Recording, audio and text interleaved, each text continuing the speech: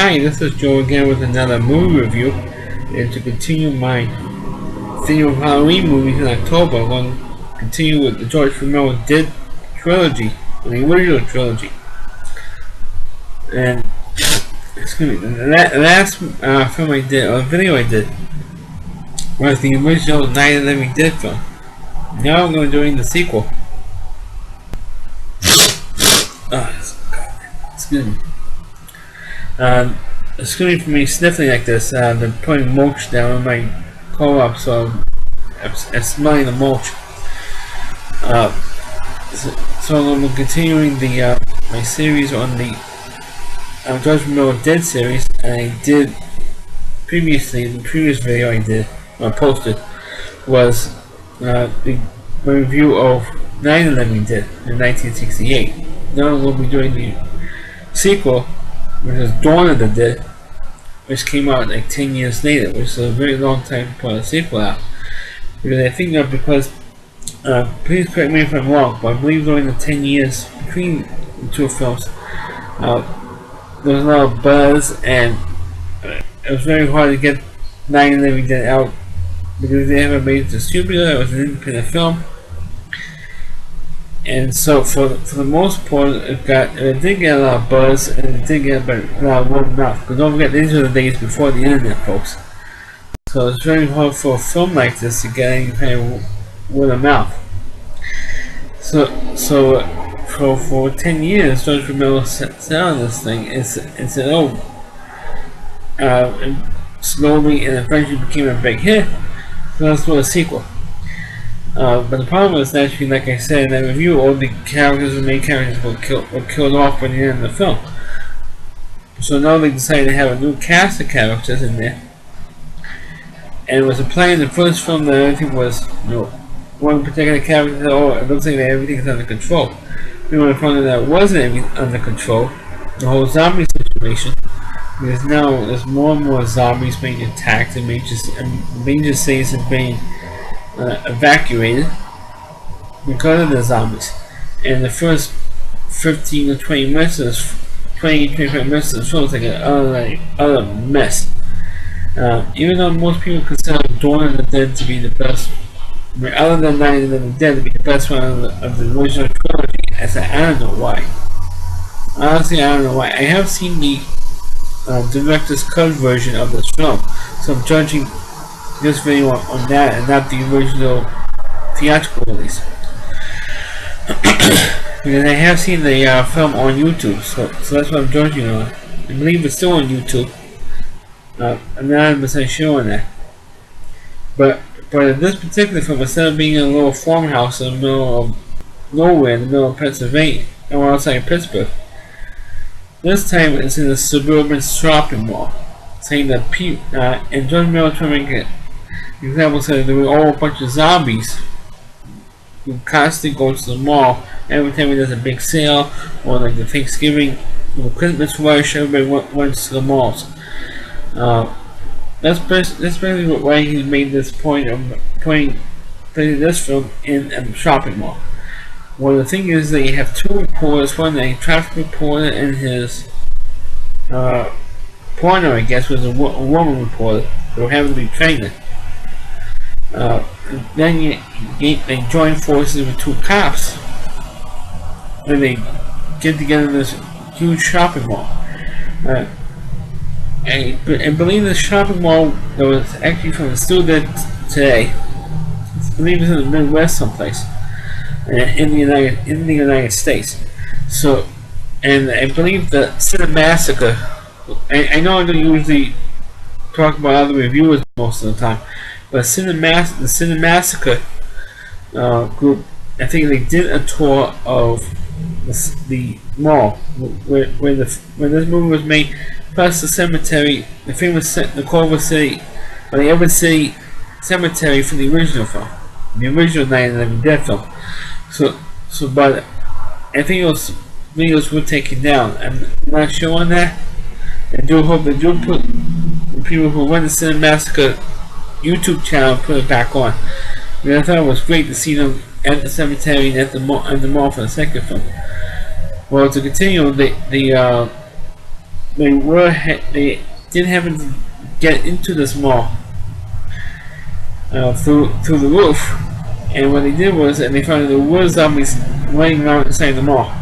So when the two cops did, and they shot up they killed all the zombies who were running around, and they eventually cleared out the zombies.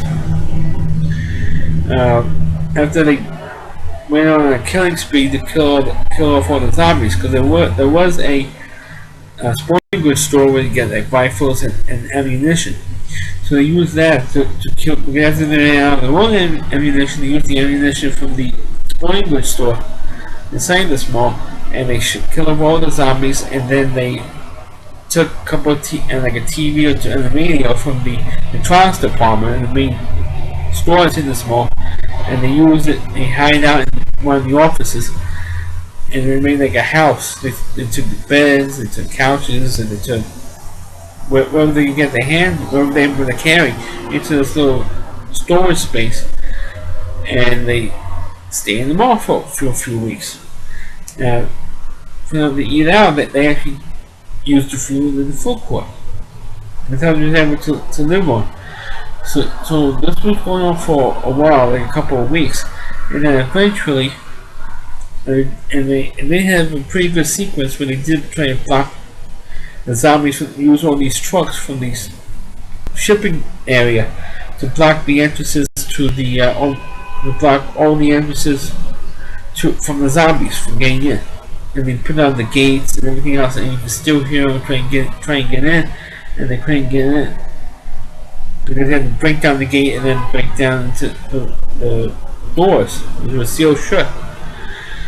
But then it was going on fine until eventually, and it was a pretty long sequence that they were in the mall by themselves, and then eventually, while there was one particular sequence where they were eliminating the zombies, where one of the two cops gets bitten by one of them, and I think it's the sequence where they were blocking moving the trucks to block the zombies out.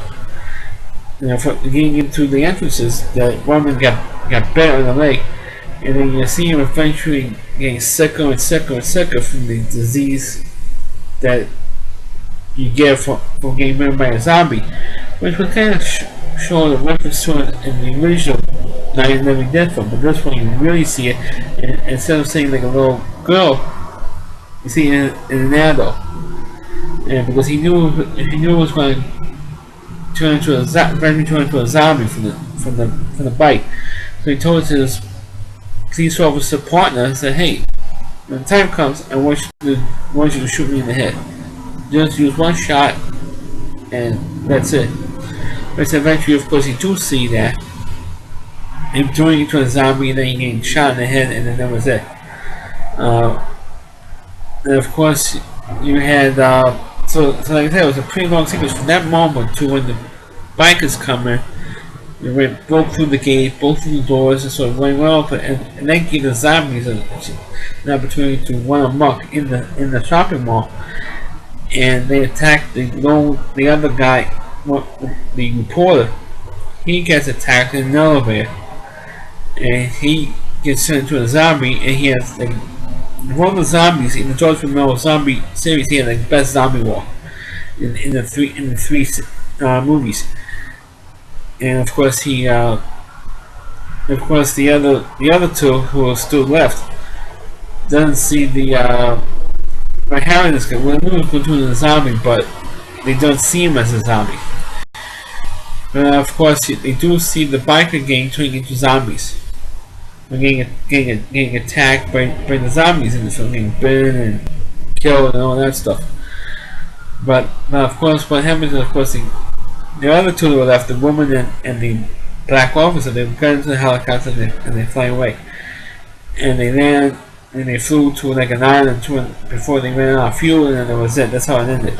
It's a similar ending to the next movie in the series, which is Day of the Dead, which they got in a helicopter and flew off and flew as much as where the gas could take them to.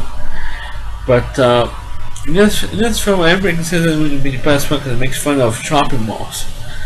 But to me, the best one of the Dead series is, of course, the original Night of the Living Dead. It wasn't stick with that one. It was the other two in the trilogy, because it's, like I said, it's the best one.